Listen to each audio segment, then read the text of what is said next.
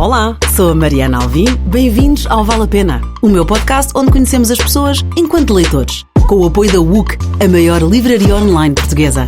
Fiquem por aí, vale a pena. Hoje temos connosco o Pedro Sanalino. Olha, eu vou ler tal e qual como encontrei porque está maravilhoso e é um ótimo resumo. A poesia encontrou-o em 6 livros, jogou à ficção em 2 romances, o Despaís e o 333, trovadorou letras de música, publicou 5 livros para crianças, concebeu vários manuais de escrita criativa e de português para estrangeiros. O último livro, mais recente, é o Creative-se, um curso completo de escrita criativa, e é mesmo isso, é completo. Como eu tive a oportunidade de dizer no lançamento do livro, devia chamar-se Literalive-se, porque é um autêntico curso de literatura num só livro. E como diz o Pedro, para fazer por sua conta e risco. Faz investigação, escreve biografias, entre elas a do Marquês de Pombal, de Quase Nada a Quase Rei, que eu já referi neste podcast e quis oferecer à Joana Bertolo, e ela já o tinha. Agora está a trabalhar em mais uma biografia e noutro romance. Fundou a extinta Companhia do Eu, onde dava cursos de escrita criativa e não só. Aprendíamos e experimentávamos, viajávamos com o Pedro, era maravilhoso. Só deixámos de o fazer porque o Pedro viajou literalmente, foi viver para Bruxelas, onde é professor assistente em 2 universidades. Eu estou para ver como é que com esta vasta obra lês no meio disto tudo, mas já lá vamos. O Pedro vive então em Bruxelas, mas a sua cidade do coração é Berlim. Tem o hábito de fazer rimas quando fala connosco e com a maior das facilidades. Uma vez estávamos num retiro de escrita e fazias uma brincadeira connosco que dávamos-te umas palavras e tu num minuto fazias um soneto. Ele vai dizendo que sim. Ainda faço. Ainda faz, claro, com facilidade. É um ótimo chefe, adora cozinhar, mas não partilha as receitas. O Pedro vai dizendo que sim com a cabeça. Sim, essa é uma velha técnica familiar. Guardas as receitas contigo. Não gostas nada de atum? Nada. Não gostas da palavra cumplicidade? É verdade. Porquê? Porque acho que quando 2 pessoas têm 2 coisas que partilham uma coisa em comum, cumplicidade faz-me sempre lembrar parece que é uma coisa proibida, portanto. Partilhar, parece uma coisa proibida. O facto de 2 pessoas partilharem um segredo, uma energia, uma maneira de estar, parece que isso é uma coisa proibida, são cúmplices de um crime, então não gosto nada dessa ideia. Mas não há palavra mais prática, na verdade. Temos que criar uma. Vamos pensar nisso. Não gosta de conduzir, adora andar de bicicleta e o seu transporte favorito é o comboio, sem atrasos. Essa é a parte mais difícil na Bélgica, mas sim. Porquê? Os atrasos? Há muitos atrasos. É uma coisa que ninguém sabe, mas muitos comboios internacionais atravessam a Bélgica. E a Gare Centrale só tem 6 vias, o que significa que todos os comboios que têm que passar por lá, se um comboio internacional tem que passar, os outros todos atrasam. Portanto, os comboios atrasam muitíssimo, por mais que os técnicos belgas façam o que podem. É sempre assim. Mas, engraçado. E eu apanho comboios para o norte e para o sul, portanto sempre. Pois, tu não paras. Não paro. E é que tu lês, não é? Já lá vamos. É aí que leio. Mas sabes que é engraçado, porque eu digo isto porque eu fiquei intrigada com o que acabaste de dizer, porque eu vivi em Bruxelas um semestre, não é? Na faculdade. E o que eu gabava era a pontualidade, mas era o autocarro que eu apanhava.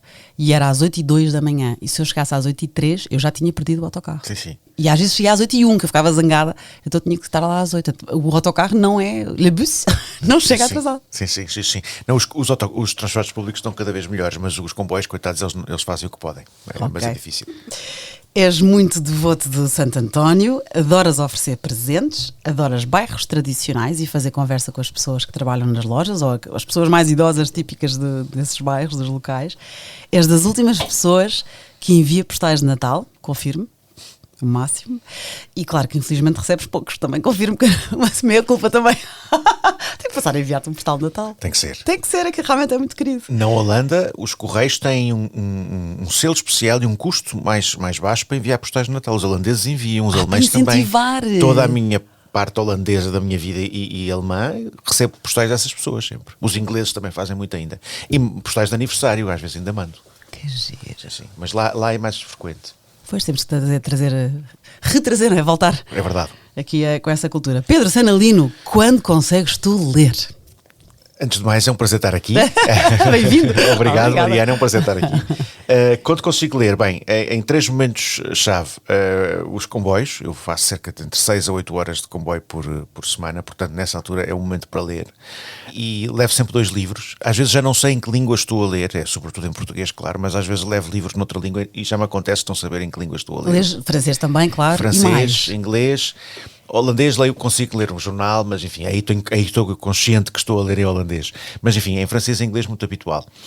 Nos comboios muitíssimo. Logo de manhã, o que tento fazer é a primeira coisa que faço, não é pegar no telemóvel, é ler um poema.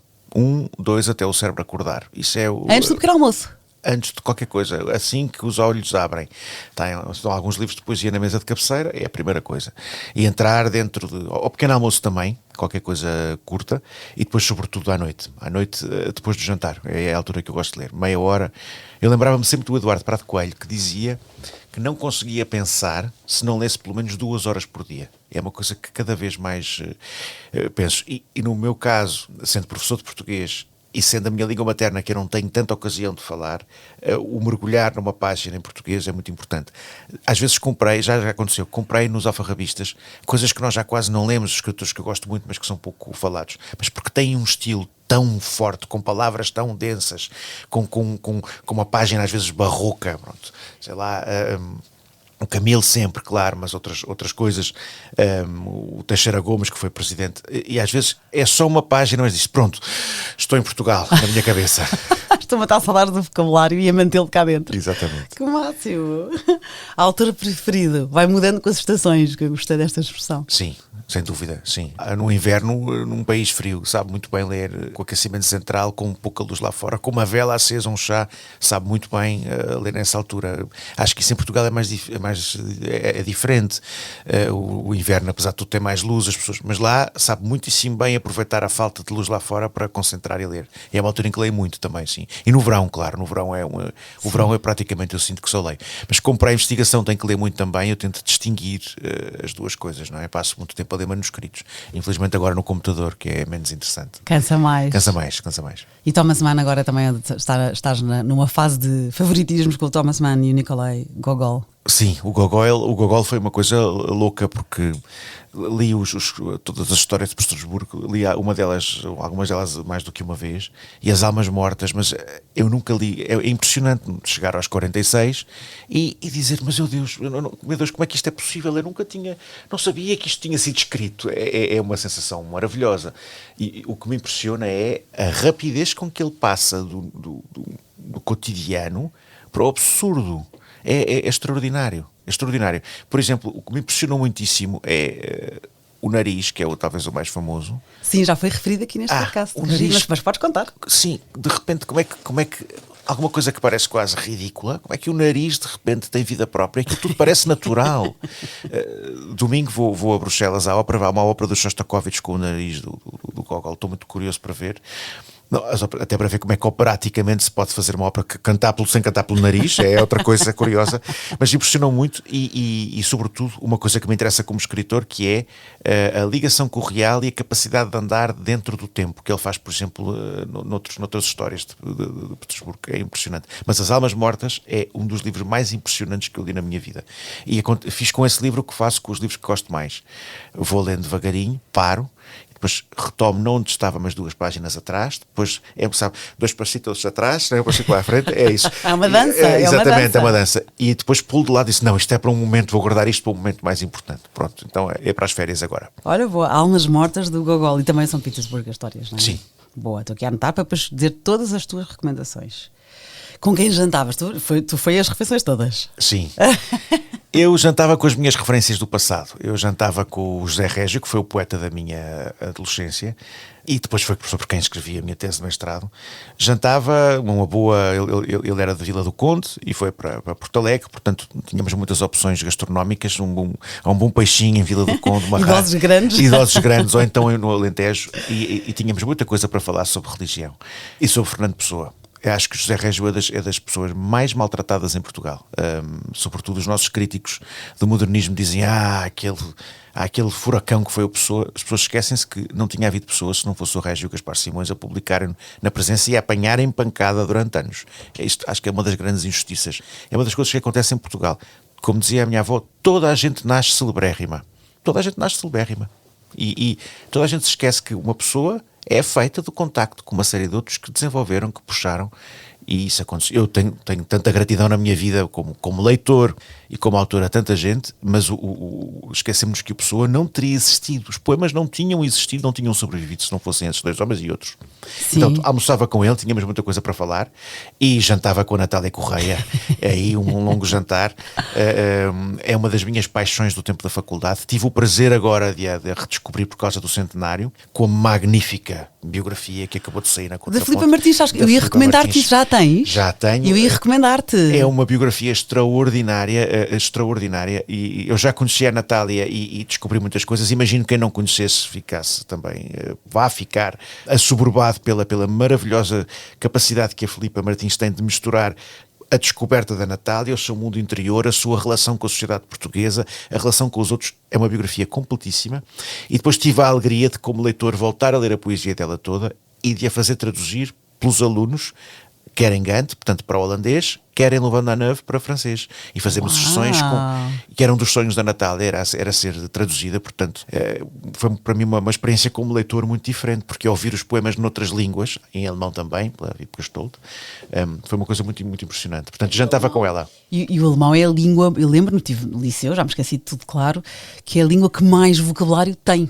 Portanto, é mais difícil também de traduzir, porque tu tens mais vocabulário em alemão do que em qualquer outra língua. Sem Isso dúvida, é incrível. Sem dúvida, eles têm uma precisão, a palavra certa para cada coisa. Qual era a cada palavra? Temos que inventar outra. Cumplicidade, se calhar há em alemão. Temos que procurar, é verdade.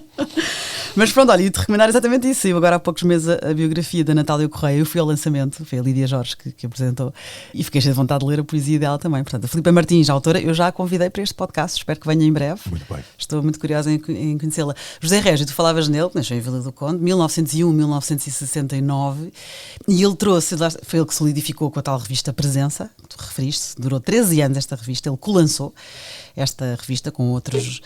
E então solidificou a obra de Fernando Pessoa, Mário de Sá Carneiro, Almada Negreiros, entre outros, e também deu a conhecer aos leitores portugueses Freud, Dostoevsky, Proust, entre outros. Sem dúvida. E a revista é magnífica em termos de design. Foi feita uma edição há muitos anos, pelo contexto que já não existe. É um objeto magnífico. E em termos de design é super moderno. Mas tu falas no presente, ela acabou. Mas será que ainda se encontra? Para mim, não se consegue. Eu tenho o facsímile, assim. A revista em si era feita em papel, o Régio dizia, era feito naquele papel amanteigado que se usava na mercearia para guardar coisas, não é? Para embrulhar coisas. Portanto, é um suporte que não dura muito. Pois é, mais frágil, mais fininho. Exatamente. Mas outra coisa que é impressionante é os melhores textos sobre cinema em Portugal foram escritos pelo Régio. O Régio escreveu em 29, não há cinema português se não se compreender, 29 não, peço desculpa, não, num dos números da Presença, ou iniciais, não me lembro quando. Não há cinema em Portugal enquanto não se compreender que o cinema não é teatro filmado. Quantas pessoas não viram um filme português e pensaram, mas isto parece um pouco teatral. Logo, nessa altura, o Régio dizia isso. É um autor completamente a redescobrir. Ficcionista, dramaturgo, poeta, crítico, ensaísta, diarista, memorialista e também um professor de português e francês do secundário, além de um obstinado colecionador de arte popular, sobretudo sacra. Exatamente. Este currículo, as coleções não sei, mas até agora parecia que eu estava a falar de ti. Ai Jesus, o Régio e eu a cruzamos, pode ser, quem sabe? Não é? Quem sabe? A arte sacra ainda não cheguei lá. Só falta isso. Mas há uma das grandes surpresas, até se foi sobre o Régio, foi sobre a poesia, mas uma das grandes surpresas é o Régio escreveu um dos primeiros romances psicológicos em Portugal, que se chama O Jogo da Cabra Seca, com o Gaspar Simões, crítico, que escreveu um livro chamado Eloy ou Romances numa Cabeça, onde a ação se passa toda na cabeça. Os meus alunos em Gante leem o início do livro, ou nos cursos de escrita criativa raros que eu dou ainda online, nós fazemos uma parte sobre romance psicológico e toda a gente fica de boca aberta. Como é que isto não é lido? E um dos romances mais incríveis também, que li na minha vida toda, não está na lista que te mandei, mas foi A Velha Casa, do Régio. A Velha Casa é um romance em 4 volumes. Eu quando li, dizia a toda a gente, e a minha cópia, ele foi reeditado há pouco tempo pela Imprensa Nacional, é que as minhas cópias circularam por tantas pessoas que quando eu pego no livro vejo lá notas de... Mas onde é que ele deu isto? O que é que isto quer dizer? No outro dia era um recibo de uma farmácia e diz, mas eu comprei Distron. A Velha Casa com Distron. E assim, pronto. Então e qual foi o outro que referiste antes, o romance psicológico? O Jogo da Cabra Cega, do Régio. Sim. Falaste noutros, do Eloy Guimarães. ou Romance numa cabeça do Gaspar Simões. Os ouvintes que se queiram meter nessa viagem, preparem-se porque não vão ser os mesmos depois disto. Que máximo! Boa, fica aqui a recomendação. E o José Régio, tu escolheste os poemas de Deus e do Diabo, foi o primeiro livro de poesia que ele escreveu. E que engraçado, porque ele, sabes que ele é o José Régio, mas o nome dele é José Maria dos Reis Pereira. É verdade, é verdade. Formou-se em Filologia Românica pela Faculdade de Letras de Coimbra, e há aqui uma citação que eu encontrei, portanto, a descrevê-lo, que toca no que tu disseste. Inteligente, eloquente e incómodo, Régio ficará para sempre como uma presença incontornável, mas que se gosta de silenciar. Nunca tinha ouvido essa citação e é bem verdade. É bem verdade. Era um homem bastante secreto, sim. Olha, fica aqui a recomendação, com os poemas de Deus e do Diabo. Então, que ele fala o culto da originalidade, entendida como autenticidade expressiva, processa-se tematicamente entre os polos do bem e do mal, o espírito e da carne, o divino e do humano. E tu eras adolescente, eras um adolescente já maduro. Sim, o meu pai deu-me para ler o Régio, tinha eu 13 anos, aquilo ficou como uma espécie de ferida. O Régio é uma espécie de poeta em Technicolor, dizia o professor Fernando J.V. Martinho. São grandes dramas religiosos. O Régio não era um homem religioso, era um homem espiritual, mas ele lidava com todas essas figuras do cristianismo, e são grandes cenas em Technicolor, aumentadas, como, enfim, os 10 Mandamentos, não é? O filme. E há um debate e há um diálogo que vem da essência do eu e que é projetado teatralmente para fora. São poemas extraordinários, muito, muito para ler alto, mas que ficam a ressoar dentro da pessoa. São raros na poesia portuguesa. Muita gente não gosta porque algumas pessoas, se calhar, vão ficar zangadas a dizer isto, mas o Régio é, na verdade, um pouco um poeta decrescente. Começa com um livro extraordinário e nos últimos livros não. Mas a ficção é o contrário, ele é um poeta, é um ficcionista crescente. Enfim, conseguiu compensar, como tu acabaste de dizer, os dois polos. Pois, ele tem muitas obras e muitas peças de teatro. Ele foi, é o que tu dizes, ele foi criticado, pelos neorrealistas. Foi criticado o psicologismo dele porque dizem que é excessivamente voltado para o umbigo. Mas isso é o existencialismo, não é? Quer dizer, e é aquilo que tu, virado para ele, mas com que tu te relacionas. Sem dúvida. Foi o grande confronto entre os umbilicalistas, os presencistas, que achavam é preciso ir para dentro e é preciso procurar a essência do eu. Era uma forma, talvez, de fugir do real, de certa maneira também, mas de procurar a identidade. E isto nos anos 40, e lutar pela uma literatura empenhada com o real, que denunciasse o que estava a passar, e portanto esse corte foi muito forte. Eu acho que isso ainda existe hoje no romance português. Até aos anos 2000 nós conseguimos ver que raras vezes não há pessoas que não tenham essas duas raízes. O Saramago conseguiu reconciliar essas duas coisas nos últimos romances, mas eram duas vias que não falavam. Pois, mas realmente podem as duas coexistir. Sem dúvida que sim. Sem dúvida Máximo. que sim. Poemas de Deus e do Diabo, José Régio, o seu primeiro livro de poesia. Podes dizer? O Pedro está aqui a fazer o gesto. Adoro o som da datilografia. Sim, adoro. E a virar a página. Sim. Fiquei feliz. Foi um amigo meu que me ajudou, sonoplasta, o Sérgio, e ele ajudou-me. Eu fiquei toda contente. Olha, eu quero uma máquina de escrever, quero uma folha. E ele conseguiu tudo. O máximo. Bom, vamos para a biografia do Santo Inácio de Loyola.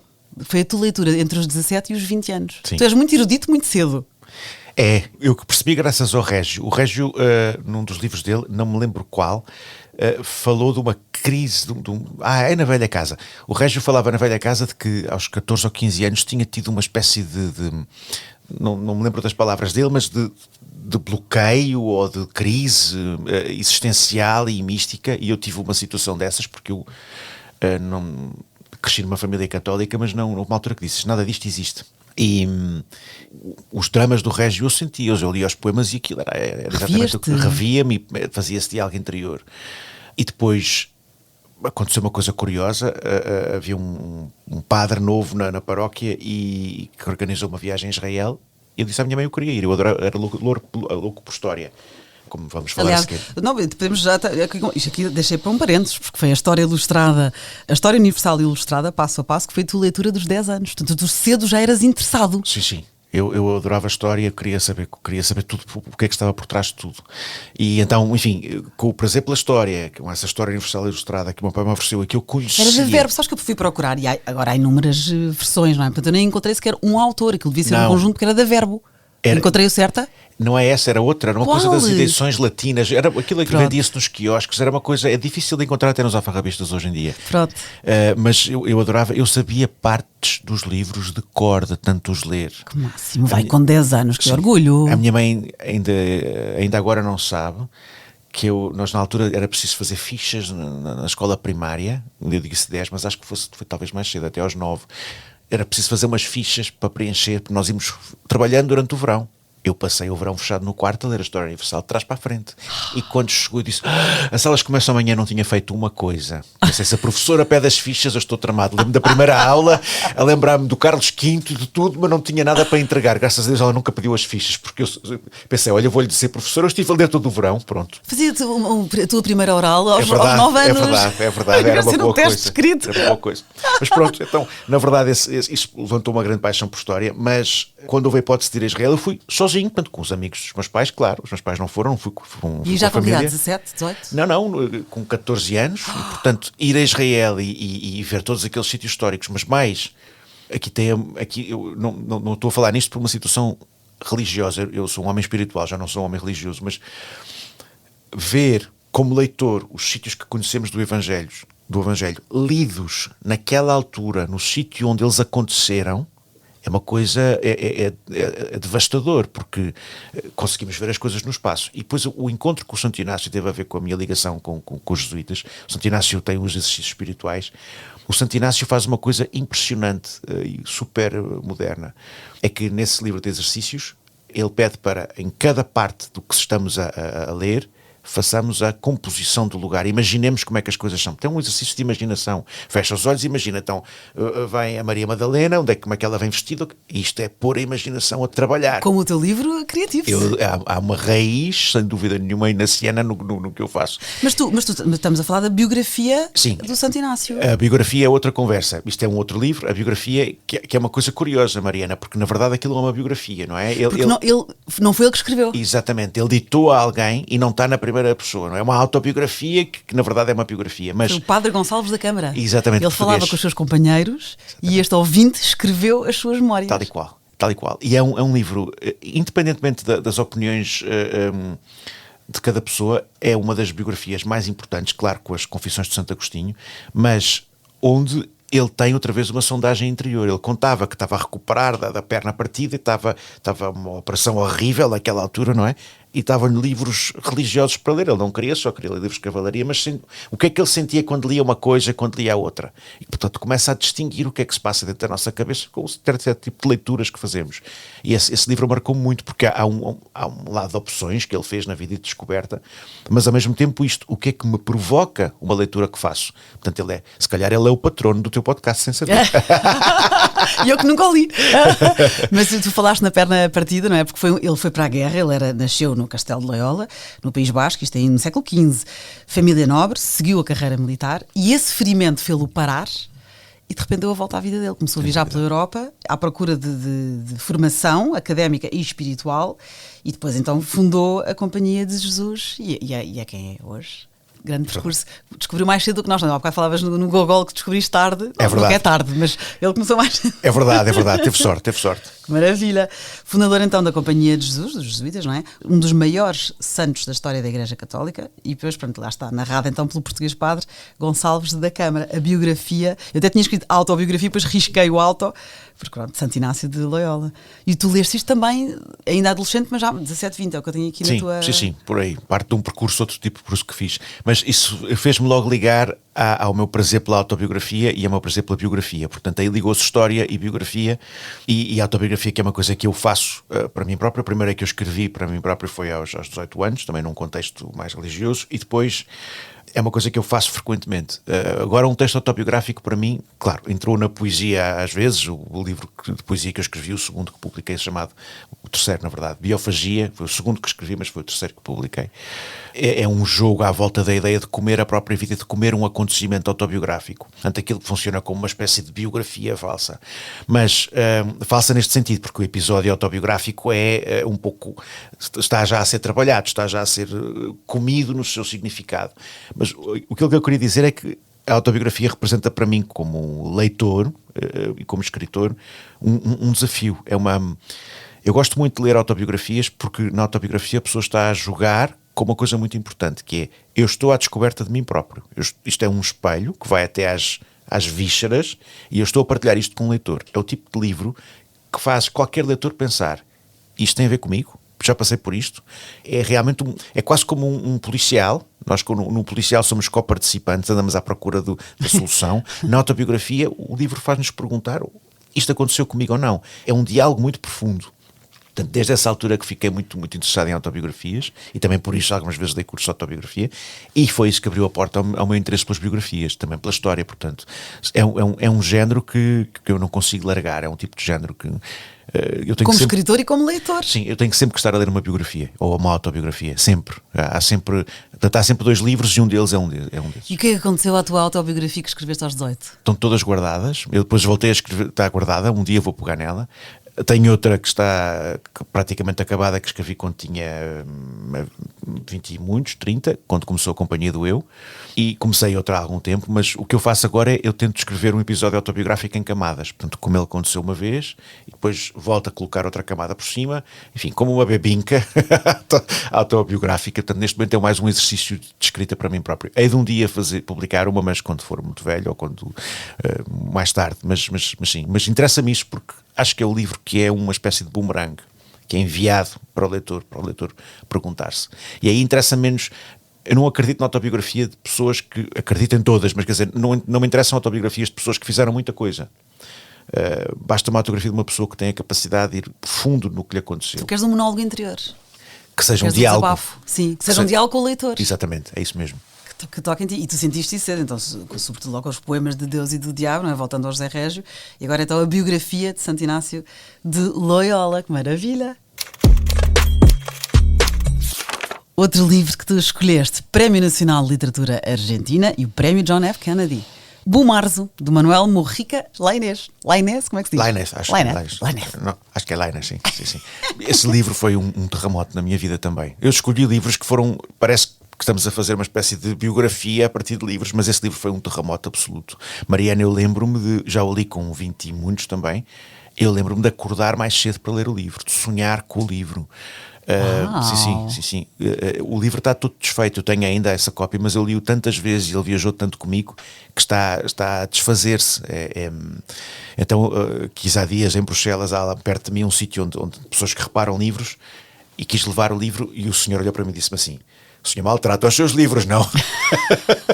Porque lês e relês. Sim, on fait pas ça au livre. Hein? L'horror! Que l'horror! Mas conta-me, isto é um romance histórico que narra a vida e as aventuras do atroz e angélico Duque d'Orsini.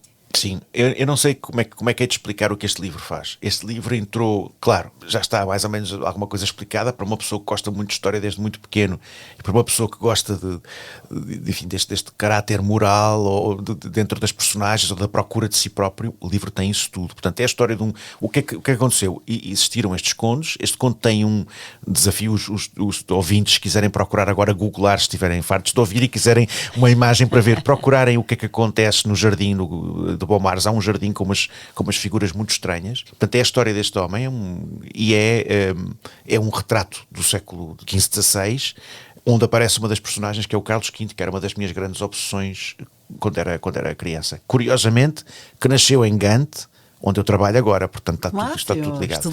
Está tudo ligado. Mas eu acredito nisso. Pois está. E o romance é impressionante porque passam-se muitas coisas, mas é a voz quase que vem de dentro do tempo para contar o que é que aconteceu na vida dele. Há personagens muito típicas daquela época, há personagens universais, enfim. Bom, é um livro profundíssimo e por causa desse livro eu percebi, eu tenho que escrever romances históricos. Tu, enquanto leitor, transformaste-te em escritor. Aliás, continuas, transformas-te constantemente. Pois é, normal. Transforma-se o amador na coisa amada. Olha, disseste melhor do que eu, obrigada. É o Camões. É verdade. Sem dúvida, que maravilha. Aqui o que fala então do Manuel Mujica Lainez. Sabes qual era a alcunha dele? Manucho. Não sabia. Era Manucho. Manucho. Que engraçado. Bumarzo, do Manuel Mujica Lainez. E é giro, porque tu disseste-me cada livro um bocado pela tua faixa etária, quando os leste, e este diz, leitura de sempre, os ensaios de Montaigne. Os ensaios, as pessoas podem pensar, ai meu Deus, por aqui os ensaios de Montaigne parece uma daquelas referências típicas de alguém que quer, como é que se diz? Show-off. Fazer show-off. Mas és um genuíno erudito, portanto está certo. Acho que és muito generosa, acho que ninguém é um genuíno erudito. Não, mas os ensaios do Montaigne salvaram-me várias vezes.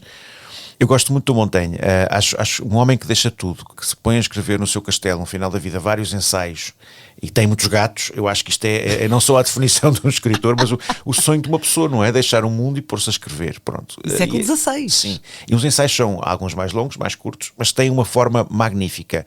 Ele começa por fazer um diálogo connosco de uma coisa muito simples, imagino, por exemplo, confiança sobre, por exemplo, sobre os livros, é um dos que eu gosto mais, e começa com um diálogo connosco e depois a estrutura é sempre muito clara, vai buscar coisas à Grécia, a Roma, e aí é um bocado mais pesado, porque às vezes não conhecemos o contexto e não percebemos o que é que ele quer, para onde é que aquilo vai. Portanto, há ali um desafio, ali o leitor diz que tem que se agarrar e ir profundamente para onde ele quer levar, mas no final, e depois dá uma conclusão, e no final tudo faz sentido. Aquele exemplo que ele foi buscar faz completamente sentido.